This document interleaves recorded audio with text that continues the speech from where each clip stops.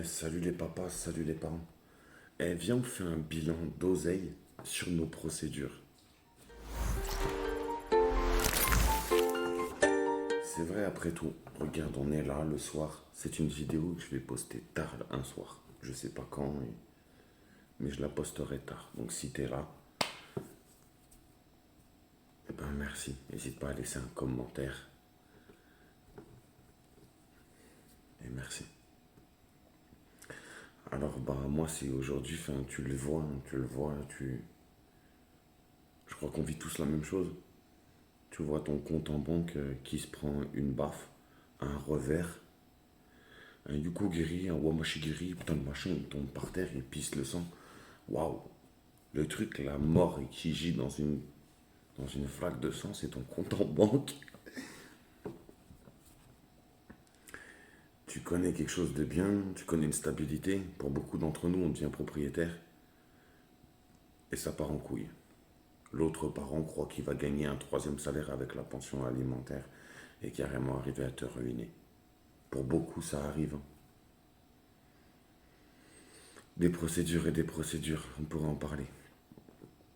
Il est tard, il est super tard, je suis sur les comptes en banque. Attends, on sait jamais, on va pas te montrer ça, tu vois. Mais tu vois, je l'ai enlevé. Je t'ai mis la photo de l'entreprise. Histoire. Tu fais une petite capture sur l'écran. Je vais faire un petit tour. Enfin voilà. Quand tu passes du temps dans ta procédure, ben, je crois que moi, ça a été mon plus grand défaut. Parce que tu veux comprendre. Tu te fais attaquer et tu veux te défendre. Qui mieux que toi pour te défendre? Alors t'y passes du temps à te renseigner, à écrire bien, à faire valider tes écrits. Tu dépenses de l'argent et t'en perds surtout, parce que pendant ce temps-là, t'en gagnes pas. Tu dépenses de l'argent parce que tu payes quand même un ou deux avocats parce que tu veux faire valider tes écrits. Tu perds de l'argent parce que pendant ce temps-là, ben, tu te retrouves au chômage dû et tu vas pas au travail. Tu cours après des droits. C'est un peu le chat qui se mord la queue, quoi. Parce que tu cours après des droits paternels, mais tu es obligé de t'arrêter d'exercer ton activité pour dégager du temps pour te défendre face à la difficulté que tu es en train de vivre. Tu vois, c'est un concept un peu chelou. Tu dois, tu dois te défendre, mais à côté de ça, continuer à vivre normalement. C'est compliqué. Tu peux y arriver quand tu prends un avocat, parce que c'est son travail de t'apaiser normalement, de t'expliquer qu'elle est là pour ça, que... Voilà, c'est ça un travail. C'est ça le travail d'un avocat, c'est prendre ta procédure sur ses épaules, pas ta vie, mais ta procédure, afin de te soulager de ça pour que ta vie continue son cours et que ça soit une étape et pas une finalité. C'est un peu le taf d'un avocat, à mon sens. Je vois en tout cas avec les années, parce que là on parle bien d'années, j'ai réussi à tenir longtemps hein, sur mes économies, sur le je me serre la ceinture. Mais là je vois mes comptes en banque et je me dis, mais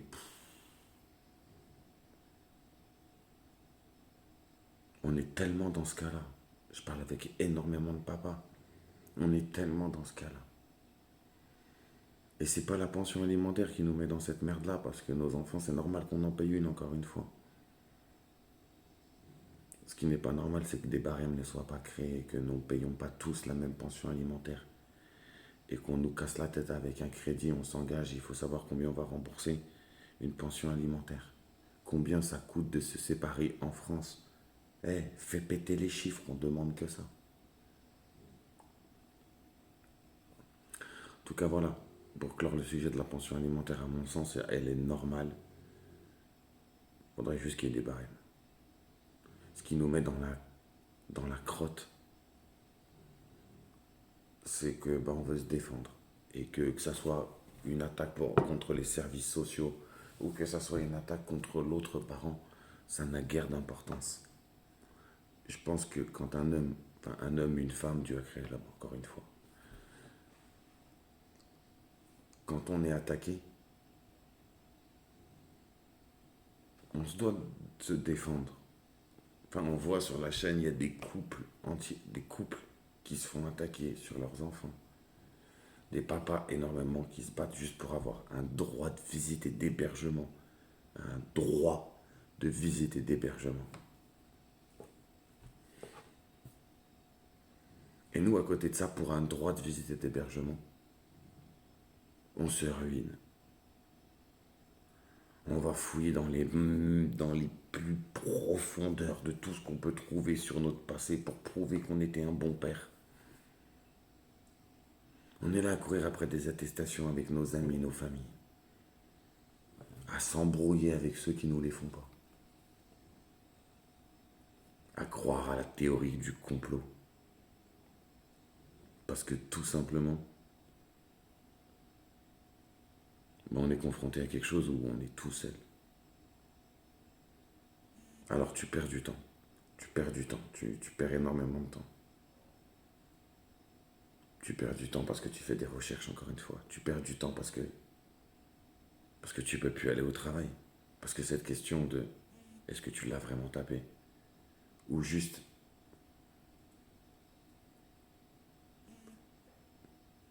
toi analyser ta nouvelle vie.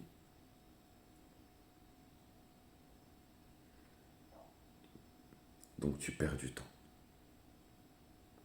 C'est plus à prouver que beaucoup de dépressions sont arrivées à la suite de séparation. Je t'explique même pas à la suite d'une séparation conflictuelle. Alors notre oseille dans tout ça, il part où? Il part dans des frais d'avocat. Bah moi je vais te dire que non, parce que tu vois, par rapport au nombre de procédures et au nombre de jugements, je me suis représenté quand même beaucoup plus souvent tout seul. Mais pour me représenter tout seul, ben, j'ai été au chômage. Et au chômage, tu gagnes pas le salaire que tu gagnes normalement. Donc tu vis sur tes réserves. Et ça, c'est pas bon du tout, du tout, du tout. Et on est énormément à faire ça. Et c'est pas bon du tout. Parce qu'un jour, tu te réveilles et tu te dis, c'est ça ma vie.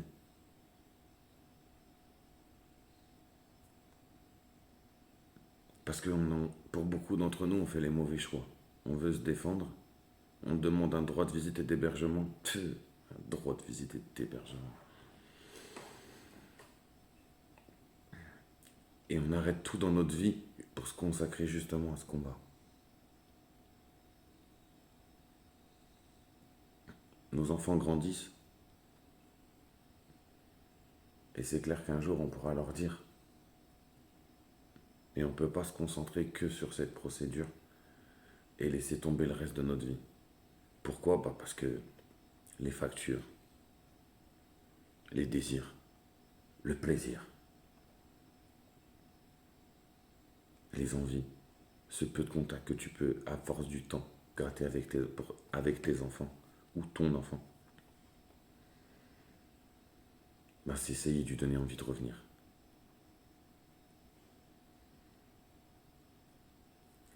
Moi, je pense que la meilleure des choses à faire, c'est de prendre un avocat, sélectionner son avocat. Je sais, beaucoup dans les commentaires vont se faire plaisir. Ah bah si t'as des bonnes adresses, donne-moi-en. Je vous le dis, sélectionner un avocat, c'est avant tout du feeling. C'est pas t'en appelles un, il a décroché, tu le prends. Je vous rappelle que vous êtes les clients et que comme tout commerce, le client est roi. Et si tu te sens pas bien, et si tu n'arrives pas à te confier, ou si tu n'arrives pas à sentir une fusion, quelque chose de... Tu te sens pas jugé, mais plus écouté que jugé, compris que jugé. Stop la conversation et les pages jaunes et continue. C'est ce que je pense. Et continue à travailler. N'arrête pas ce lien social. C'est super important. Pour toi, ta tête, ton compte en banque. C'est super important. Moi, je pense qu'on est énormément sur cette chaîne YouTube à justement essayer de se comprendre. Je crois qu'il n'y a rien à comprendre. La vie, elle est ainsi faite. Pour beaucoup d'entre nous, on s'est aimé beaucoup trop jeune. On a construit nos vies ensemble. Et malheureusement, nos vies dépendaient l'un de l'autre. Et elles se sont effondrées. Bah, quand chacun tire la couette vers soi, au milieu, ça se déchire. À nous d'être intelligents et de construire autrement. Voilà, je voulais juste vous passer ce petit message. Je sais pas combien de temps dure cette vidéo.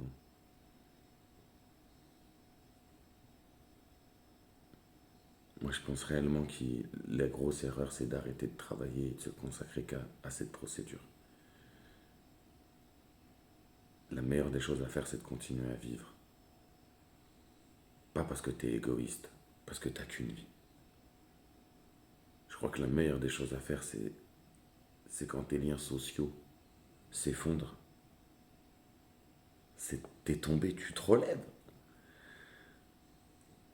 Je vois avec quelle faculté et quelle possibilité j'ai aujourd'hui à m'intégrer dans des endroits. Et ça, c'est tout ce parcours juridique. On m'a forcé tout le temps, on vous force à vous adapter. Il faut le mettre en œuvre, tout ça dans nos vies. Ce changement de vie, il ne peut pas avoir que des côtés négatifs. Il faut aussi aller chercher les côtés positifs. Parce qu'il y en a. On peut aussi, on a du temps pour penser à nous et à nous seuls. Attends 2 secondes, on est en pleine nuit. Schizo. Enfin, on est en vidéo là. Ouais, bah, elle soupire différemment. Merci.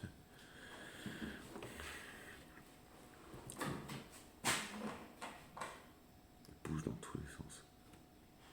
En tout cas, voilà. Je voulais juste te faire cette petite vidéo, tu vois, en mode intime. En pleine nuit. Si j'étais sûr de ne pas vous déranger, je l'aurais lancé en direct.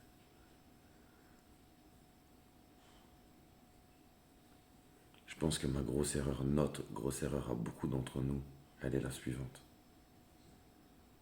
Tu sais, quand je regarde mon historique de compte,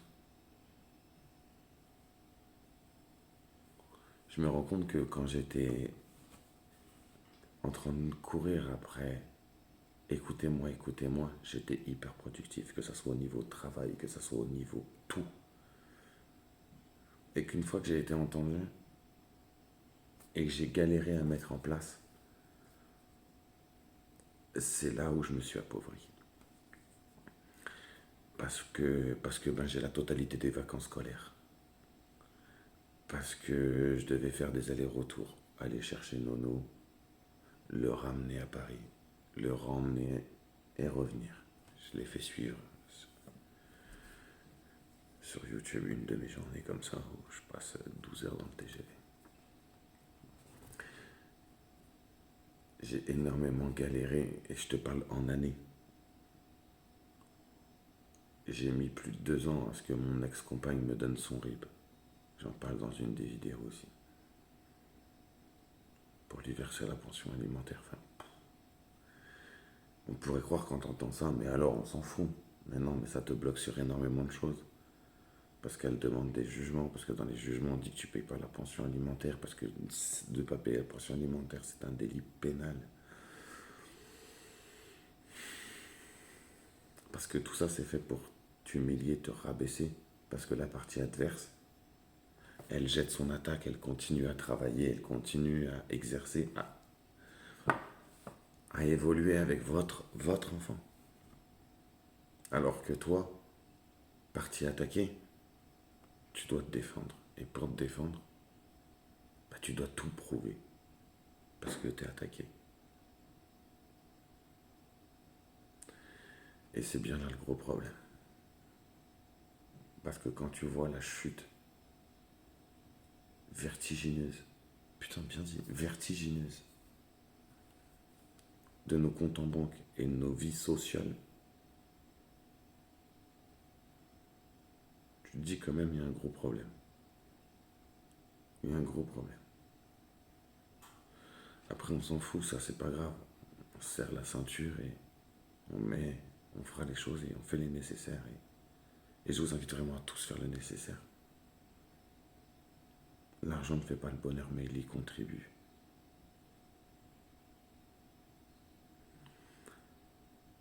Et sincèrement, je pense que voilà, autour de moi, je le sais, et je le vois. Il y a tellement de papas qui s'appauvrissent. Parce qu'ils veulent exister dans la vie de leurs enfants. Parce que pour eux,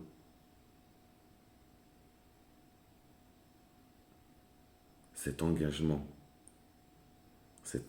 fusionnel, cet engagement de sang, de chair et de sang, vaut plus que n'importe quoi. Et juridiquement, ils veulent être reconnus. Je veux pas être méchant. Ton fils ou ta fille t'appelle papa. T'as gagné. C'est vraiment vrai. Quand ton fils ou ta fille t'appelle papa, t'as tout gagné. La partie adverse, off. Il sait qu'il a un parent. Et il sait que papa,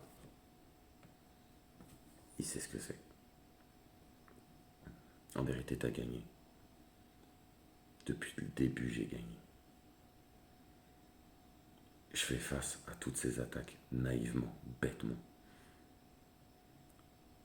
Parce que c'est cet instinct de défi. Pourquoi je réfléchis comme ça? Parce qu'aujourd'hui, j'ai réouvert la porte de l'entrepreneuriat. Parce qu'aujourd'hui, prendre des risques, ça s'évalue. Et ça, je l'ai complètement oublié dans ma procédure parce que ça me touchait moi et moi-même. Et que ça touchait ce que j'ai de plus cher en ce bas monde, cet enfant que j'ai tellement voulu. Vraiment, je l'ai voulu, mon bébé.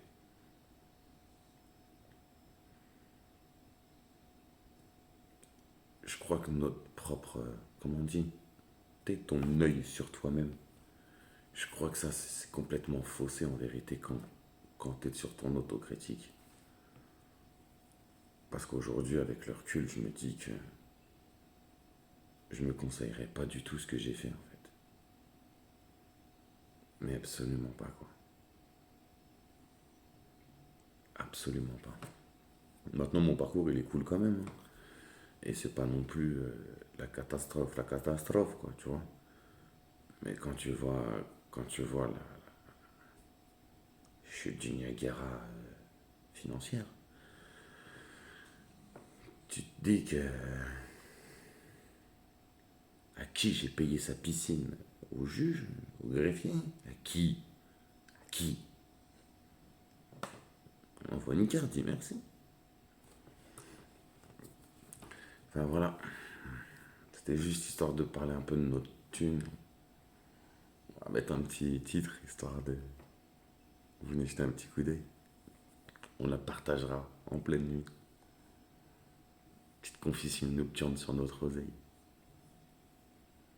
Sur la chute de ouf que ça représente une séparation. C'est impressionnant. Ils disent que un des deux parents, les deux parents, ils le ressentent. C'est ce qu'ils disent.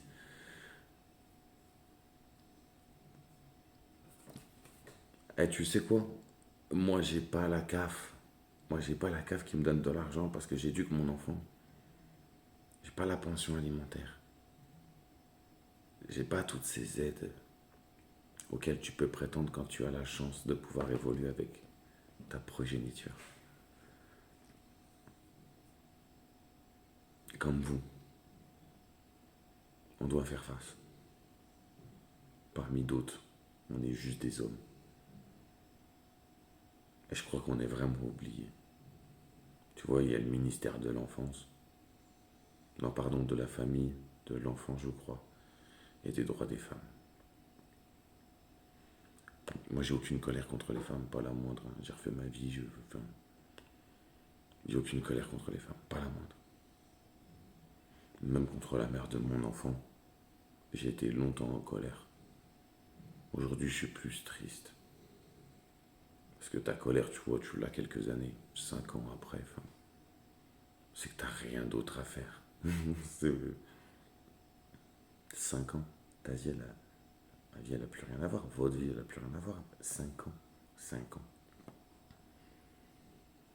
C'est plus de l'eau qui a coulé sous les plombs, c'est des fleuves, des rivières, des océans.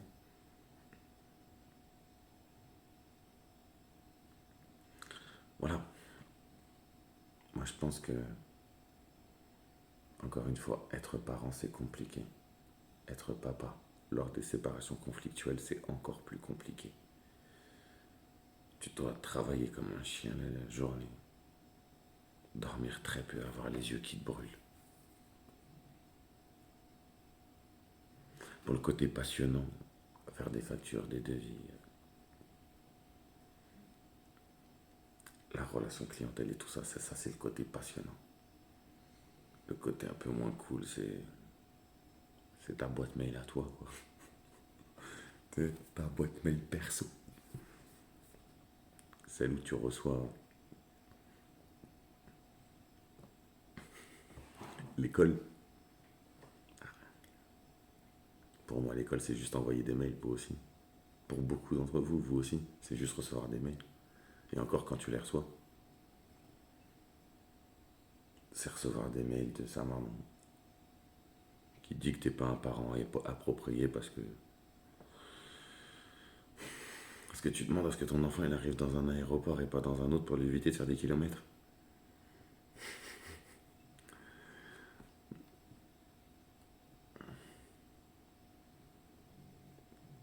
Ou alors parce qu'elle te demande la réévaluation de la pension alimentaire. Et qu'avec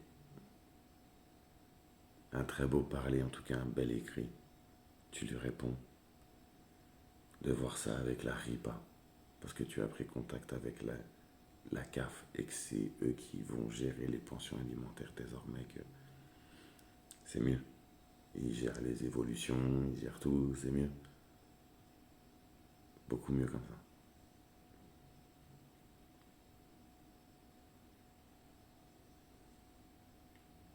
Ou alors t'as ton ancienne vie qui te rattrape, enfin. Galère quoi. Galère. Galère. Se séparer coûte très cher. Trop cher. Quand t'as un bien en commun, pourtant il y a des choses qui sont faites pour se protéger. Toi t'as tant de parts, elle a tant de parts, ou lui, enfin. Il y a des choses qui sont faites pour te protéger normalement. Mais en fait, on ne dit pas que lors de la vente du bien, si l'un des deux n'est pas d'accord sur la répartition du bien est bloquée. Et soit c'est un compromis entre vous deux que vous arrivez à faire généralement maquillage bouzou, et c'est direction le jugement. Des jugements longs. Ça, on te le dit pas. Faudrait être un peu plus transparent. Combien ça coûte? Combien ça coûte réellement de se séparer en France?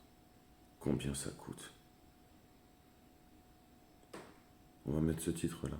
Combien ça coûte de se séparer en France? Non mais sérieusement, combien ça coûte? On est sur la chaîne YouTube, on est à plus de 70 papas qui ont intervenu, quelques mamans, quelques associations, quelques avocats et quelques psychologues.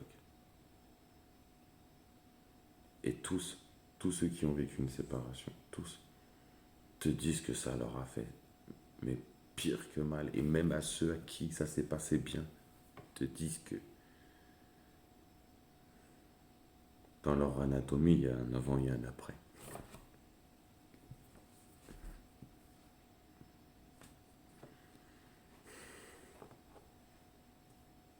Ça coûte trop cher. Ça coûte trop cher de se séparer en France. Hashtag crache-lui dans le dos.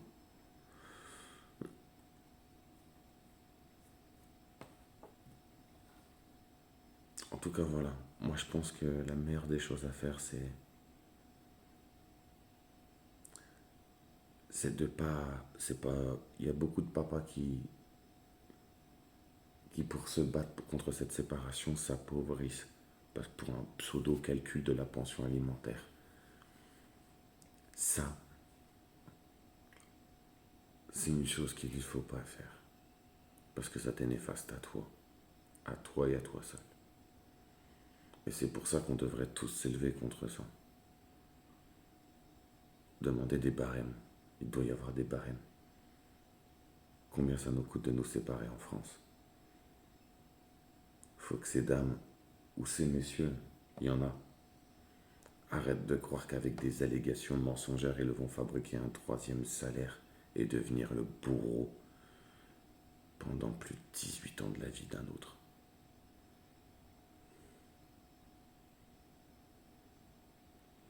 Il faut que ça cesse. Financièrement, il faut que ça cesse. Moralement, il faut que ça cesse. Et je pense que tout commence par le financièrement. Si on apaise et qu'on sait où on va financièrement, tu vas voir que ça va tout de suite se calmer immédiatement. Il faut faire des barèmes sur la pension alimentaire. Tout part de là. C'est le nerf de la guerre. Pour certaines personnes. Je te jure, pas pour d'autres. Mon enfant, je l'aime. Et si je m'entendais bien avec sa mère et les mois où je travaille bien, je peux te jurer que j'hésiterai pas une seule seconde.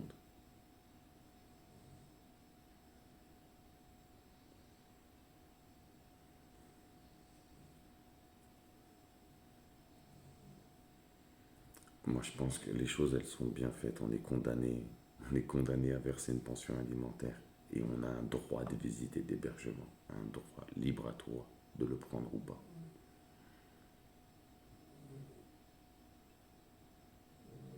Et on est condamné à payer une pension alimentaire. Tu le fais pas, c'est un délit pénal.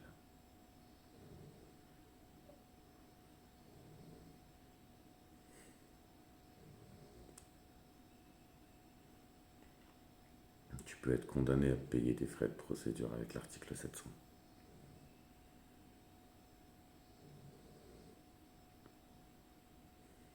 On est jugé, on est parents et on est jugé. Tu te rends compte ou quoi? Depuis le début où je me suis posé cette question, tu étouffes ce jugement et tu te dis, je suis condamné à verser une pension alimentaire et j'ai un droit de visite et d'hébergement. Gros, on parle de mon enfant. Gros, on parle de mon enfant. J'ai un droit de visite et d'hébergement sur mon enfant. Et je suis condamné à lui verser une pension alimentaire. Au titre du dommage et intérêt, c'est comment?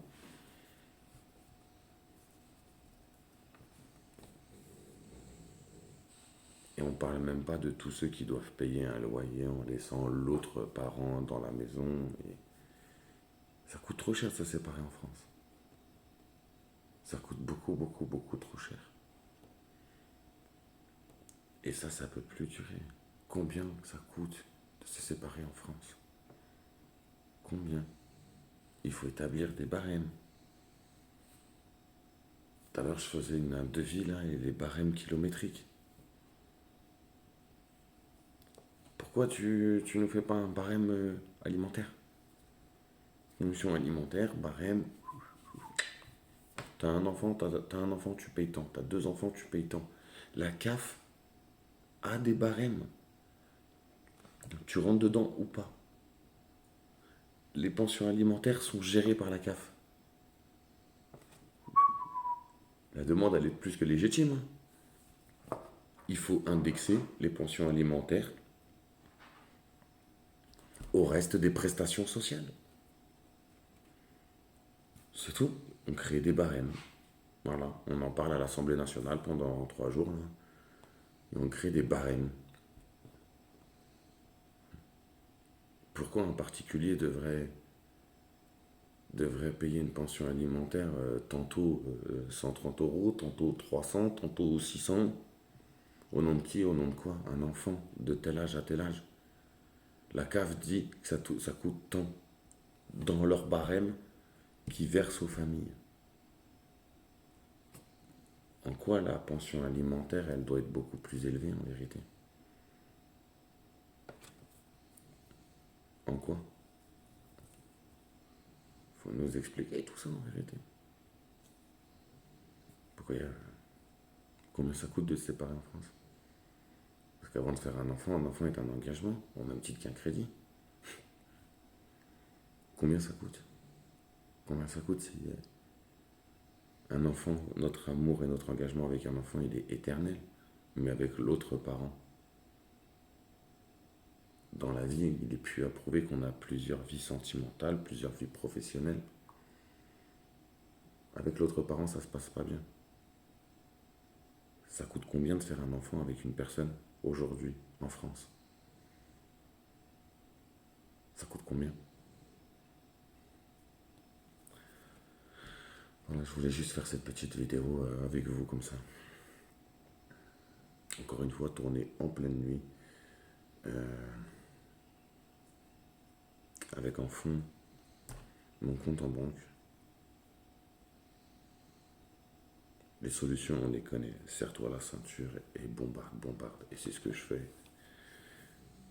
Et c'est ce que je vous invite tous à faire. Mais tu te dis qu'effectivement, 50 procédures, ça se voit titanesque. C'est 50 procédures, c'est compliqué. 1000 kilomètres. J'ose même pas imaginer pour ceux comme Christophe, où ses enfants sont dans un autre pays, Antonio.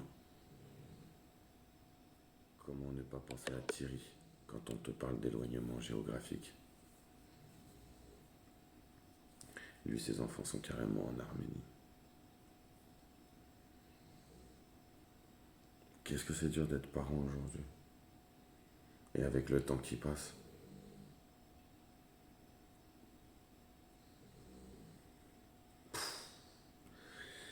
on pourrait faire une vidéo de 3 jours d'affilée, laisse tomber. Est-ce que t'es comme moi? Tu te poses cette question. Combien ça coûte de se séparer dans notre pays? Pourquoi il n'y a pas de barème? Pourquoi c'est un chantier sans devis? Pourquoi on nous demande de payer alors qu'on n'a rien signé? Pourquoi? Explique-moi juste. Expliquez-nous. Expliquez-nous. Pourquoi on nous juge? Pas parce qu'on a commis des délits ou des crimes au titre d'être un parent. Et on est condamné à verser une pension alimentaire et à avoir un droit de visite et d'hébergement.